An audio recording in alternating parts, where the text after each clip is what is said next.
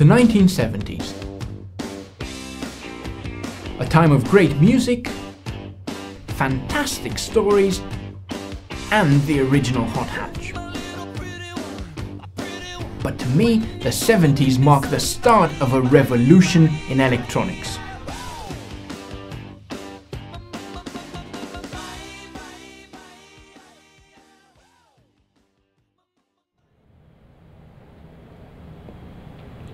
This revolution began with the integration of several complex electronic circuits into a single piece of silicon, and it continued with the creation of ever more complicated designs.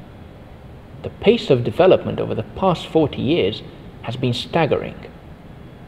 The first microprocessors of the early 70s had a few thousand transistors or electronic switches. That's about as many grains of rice as there are in this bowl. For comparison, some of today's microprocessors have a few billion transistors. That many grains of rice would fill this entire room. There is good reason for cramming a lot of components onto a chip, or what we call ultra-large scale integration. More transistors let you build more complex circuits, and the smaller your components are, the faster they go. But as we shrink electronic components down to the atomic level, miniaturization becomes increasingly difficult. So it makes sense to look at other types of applications which are impractical to build using conventional silicon technology. How about bendy electronics? Take the display screens in tablet computers and smartphones. These are built using silicon technology on glass, but we could make them flexible by replacing the glass pane with a thin sheet of plastic. The downside to silicon circuit fabrication is the high temperature involved. Watch what happens when we heat a glass slide and a piece of plastic film to 300 degrees Celsius.